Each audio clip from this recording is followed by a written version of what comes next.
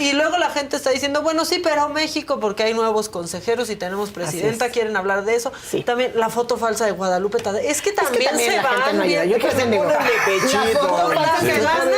la verdad en los chats, yo ya me cansé a veces, pero a veces sí les contesto, porque además son mis colegas, que entonces en teoría están estos chats que tienen bonitos nombres, como en defensa del Estado de Derecho, legalidad, y entonces viralizan la pashmina que decía Morena. Yo que había visto la sesión completa del Consejo General del INE, dices, de verdad no se metan ni siquiera ponerle play, poner la foto. Hay foto cuando llegó, cuando la recibió Lorenzo Córdoba, cuando posan juntos, la acompaña al salón del Consejo General. En fin, creo que no hacemos mucho en defensa del Estado de Derecho. No queremos saber la verdad, pareciera. Y como que es todo lo que hace la 4T está mal. Al final, yo creo que algo que retomamos y que platicamos aquí, que tiene que ver justamente con la presencia de estos nuevos 4 consejeros, son 2 consejeras y 2 consejeros que entregan el Consejo General por primera vez, como bien dice Maca, y además aquí también hablamos alguna vez haciendo alusión a la herradura, ¿no? Pensando en la llegada de Norma Piña al centro de la herradura en la Corte, y ahora se habla mucho de la herradura de la democracia, ¿no? Y también es la primera vez que llega una mujer al centro de la herradura de la democracia, haciendo alusión a cómo está la mesa, digamos, del Consejo General del INE. También es la primera vez que tiene una integración paritaria, que creo que es sumamente importante.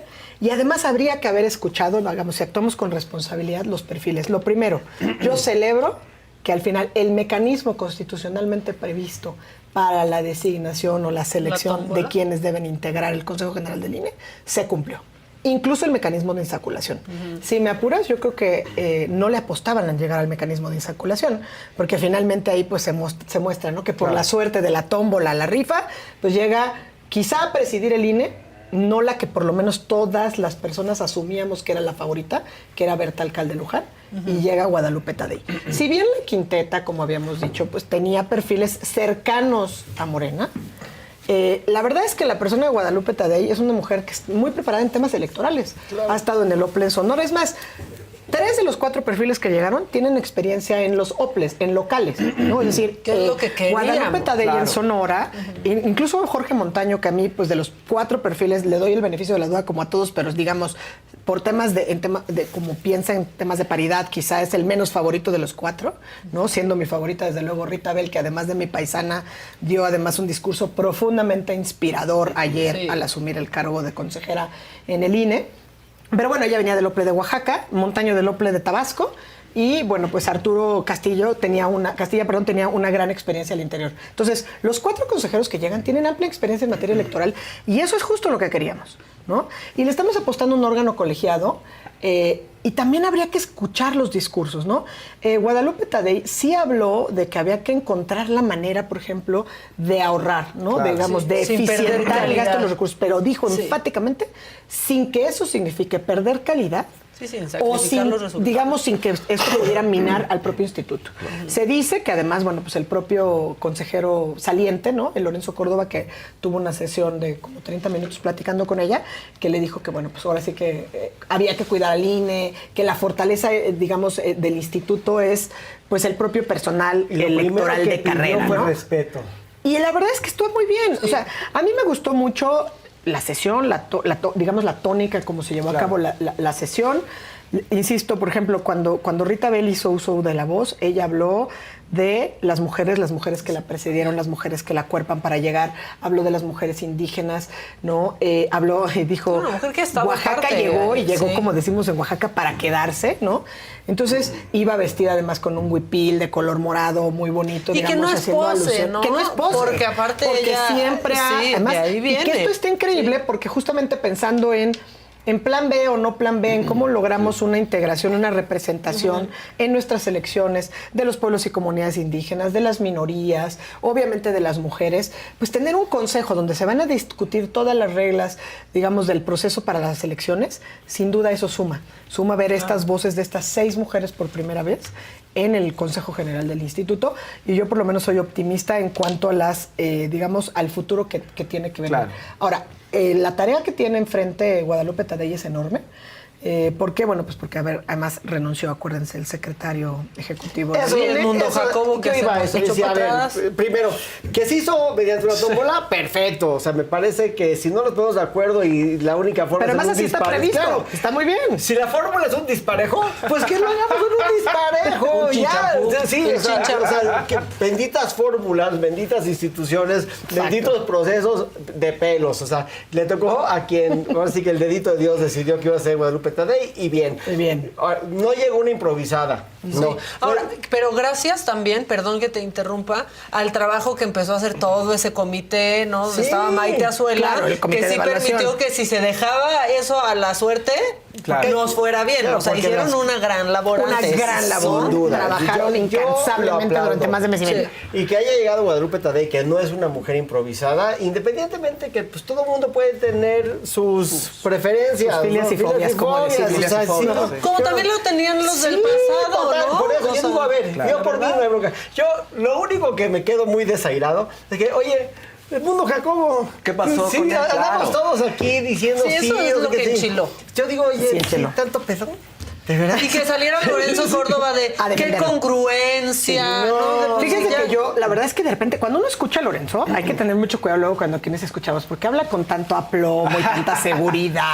Sí, que lo dejas de escuchar y le das la razón. Toda la razón. Y después empiezas a escuchar y dices, no. Porque, por un lado, lo que está diciendo el Mundo Jacobo, y además no sé si escucharon la conferencia de prensa de hora y 4 minutos. Me extraña, ¿no? Le gustó el foco. Donde como niño héroe dijo, y gracias a mí hay democracia. Entonces, la verdad es que no. Porque justamente lo que hizo, sobre todo él, porque yo escuché a Lorenzo decir, si yo tuviera más tiempo al frente y hubiera tenido que salir a defender al instituto como lo salía a hacer, pues la verdad tendría que renunciar porque el golpeteo no ayuda a la autonomía e independencia del órgano. Entonces, que fue un poco lo que dijo, o un mucho lo que dijo Edmundo Jacobo en su conferencia de prensa. Pero la verdad es que al final, si nos estamos quejando de los espacios, y si ya tenía ganado para sí, porque lo había así confirmado, lo confirmó el Tribunal Electoral, lo confirmó el Poder Judicial en su amparo con la suspensión que le ordena que lo restituyan al frente de la Secretaría Ejecutiva. Y además está la suspensión del Plan B decretada por el ministro Lainez. Entonces, ¿por qué le dejas la posición de la Secretaría Ejecutiva a la nueva presidenta del instituto? Porque al final el nombramiento pasa por ella, es una propuesta de la presidenta. Y antes por Leonardo Valdés, ¿no? Porque al final lo ratifica Lorenzo Córdoba. Pero entonces, tú tienes a este secretario, digamos, ejecutivo a propuesta y que lo aprueba por mayoría el Consejo General del INE. Está muy bien. Pero si nos vamos a revisar las facultades que tiene la Secretaría Ejecutiva, como decíamos, el diablo está en los detalles. Tiene una atribución, una cantidad de facultades que pueden pasar incluso por hacer realidad esto que no queremos, ¿no? Como el Plan B, las reestructuras administrativas. O sea, muchas de las cosas están en las atribuciones de la propia Secretaría Ejecutiva. Claro. O sea, claramente estamos confiando en las 2/3 partes. En su amparo, que esto era importante. Claro, y entonces ya no me gustó porque ya salí, me arremangué y me ensucié las manitas. Y ya eso fue lo que dijo. Y ya lo pensé bien y fíjate que mejor no. Y se ensucia la me van a hablar feo y se ensucia la posición. Pero aparte con este argumento de que está poniendo al INE por delante, pero en realidad se está poniendo él por delante porque es el que no aguantó. Claro, que eso es lo que no se vale. Eso es lo que no se vale. No se trata de ti. Y que nos lo vendan al revés. Sí. Oye, ¿no se supone que lo estás haciendo por México? ¿No se supone que el puesto, que tu función es importante? Pues desempeñala, campeón. Y porque además, digo, está bien, porque también hubo este discurso. No, y entonces esto evidencia que el amparo y los instrumentos de control no los hizo valer para defenderse en el cargo, ¿no? Sino para defender la autonomía del INE. Híjole, sí, pero al final pues entonces quedan todo medio por encima, a mí me ¿no? supo acá. Yo sí creo que tienes estos estudios. Y ya, si te vas a las teorías de la conspiración, pues hay quienes dicen, bueno, ¿qué le habrán encontrado? ¿Por dónde lo habrán presionado? ¿Está Pablo Gómez por este lado? ¿Qué sucedió? ¿Qué es lo que sucedió? No sé, a mí me parece que la salida de él es desafortunada, por lo menos en este momento. Quizá, si quería tener un poquito más de mano izquierda, pudo haber hablado con la presidenta cuando llegara y, digamos, decirle, oye, si quieres o si para tu proyecto designar a la Secretaría Ejecutiva, te pongo sobre la mesa mi renuncia y puedes aceptarla o no. Pero no hacerlo esperar desde a que antes, lo corrieran y también con la salir fecha como alterada. mártir, que le hubiera gustado. O sea, es que no está en todo las pudo haber facultades sido. correrlo así. Claro, no le pero lo que alcanzaba, voy es... no le alcanzaba, no tenía la Pero resistencia. sí coincido que no me gustó, me deja muy mal sabor de boca. Pésimo. Me parece que no es un mensaje, digamos, institucional, porque entonces cualquiera que salga a defender a las instituciones por los cauces legales, entonces quiere decir que eso ya te ensució las manos, entonces vamos a tener a todos los funcionarios renunciando. Claro, O sea, ándale. ¿qué es lo que sigue? Claro. ¿no? O sea, me parece que eso sí fue bastante desafortunado, yo no lo comparto. Ahora, una persona con las tablas de Guadalupe Tadei, yo lo que creo es que el cargo va... Ella se va a empatar con el momento histórico y el cargo. Veo muy difícil que en estos momentos históricos de la elección que viene, gane quien gane, el INE no tenga una conducta mínimo esperada, o sea, decorosa. Sí. Yo no creo que van a llegar y van a deshacer el INE y van a decir... No, yo tampoco. No, pero sí van a llegar y se van a bajar el sueldo, ¿no? Mira, probablemente, no. a ver, lo pusieron sobre la mesa en su momento, incluso el propio Lorenzo Córdoba y lo ha dicho públicamente, ¿no? Cuando llega el presidente López Obrador, o sea, él pone sobre la mesa bajarse el sueldo, pero digamos bajarlo a los altos funcionarios para no pegarle a la base, sí, para claro. no pagarle a la estructura. Porque el problema con el famoso sueldo del presidente es que no es el sueldo, o sea, habría que entender y definir remuneraciones, que ese es el gran pendiente que tenemos, ¿no? Porque si tú en un emolumento o tu cheque sale por 108 mil pesos, que es lo que dice el presidente, y lo puedes ahorrar al 100%. pero no gastas Eso, en nada. Tendríamos Es que lo que tasar. dices, tú te vuelves diputado y sales con 3 millones en la bolsa. ¿Cuál Porque es tu no remuneración? gastas un peso durante ese tiempo. Ahora imagínate, el presidente no gasta en vestido, no gasta en alimentos, no gasta en vivienda. Volaría no privado gasta si en quisiera. transporte, No gasta ni en el jabón. Nada, en nada. Entonces, en la remuneración del presidente... No tiene Rappi porque tiene a los del ejército. Exacto. Y le manda sus Rappi favor. Se me antojó una clayuda. Exacto, y vive en un palacio. O sea, fuera Literal. de broma, vive literal en un palacio. Fuera de ¿No? rent free. Que dijo que iba a ser de puertas abiertas. Y ahora hasta vieron hoy los datos, ¿no? ¿eh? Porque además Sí. yo sí soy de esas que Sí, iba sí. a turistear y que le encanta turistear en su Claro. ciudad. Y yo, antes de la llegada del presidente, iba por lo menos 2 o 3 veces al año a ver los murales de Palacio, literal a dar la vuelta por ahí. Y ahora está limitado el acceso, creo que aquí a 55 personas. Sí. Entonces, bueno, si se me ocurre llevar a 2 Y grupos áreas de restringidas. clases, pues ya Sí. no entran. Y áreas restringidas. Y antes, la verdad, sí te podías ahí medio desperdigar y estar paseando por ahí. Entonces, pero al final, la remuneración del presidente, entonces, ok, pónganle un estimado. Entonces, si el presidente gana 500 mil pesos, pues que nadie gane más de que el presidente, es correcto, ¿no? Sí. Tienes órganos constitucionales autónomos que además los emolumentos y las remuneraciones están previstas constitucionalmente, como es el caso de los funcionarios de Banjico, como es el caso de los funcionarios del Poder Judicial Federal, como es el caso del Instituto Nacional Electoral. Entonces lo van a poner sobre la mesa, puede ser un discurso. Ahora, ojalá que esto no le pegue a la estructura. Claro. ¿no? Aparte hay presidentes de México, eso no es el único ejemplo. Hay presidentes que llegan sin dinero, que ocupan el dinero para vivir. O sea, Biden creo que es el presidente más pobre de la historia de Estados Unidos. Clinton salió en números rojos, debía creo que $3 billones de abogados el día que se fue. O sea, este tema... También, ¿quién lo manda? Pues sí, ¿no? O sea, bastante justo, ¿no? Considero que está bien. Pero es diferente, siento, con la actitud de Tadei, que dice, vamos a platicar, y vamos a seguro sí dices, claro, sí, podrían ahorrar, qué bueno, ¿no? Pero es diferente eso a agarrar y imponer y aventar. Ahí les va todo lo que ustedes tienen que O a quitar. decir, vamos a destazar el INE, ¿no? Porque Como lo ha además- dicho Adán Augusto. pero- Exacto. Porque además lo que ella dijo es, vamos a revisar los costos de la Claro. democracia. Entonces, ¿qué entendemos? Obviamente vas a entrar a un terreno de definiciones. ¿Qué es democracia? ¿Cuáles son los costos? Los costos para... Digo, de lo que se ha estudiado, de lo que se ha platicado, que además hemos platicado varias veces acá, la democracia mexicana no es que sea cara ni que sea la más cara del mundo. O sea, responde a una realidad en nuestro país. Entonces hay cosas que es desproporcionales. sui generis, hay cosas desproporcionales, pero no son necesariamente... Pero lo más caro es, por ejemplo, la credencialización.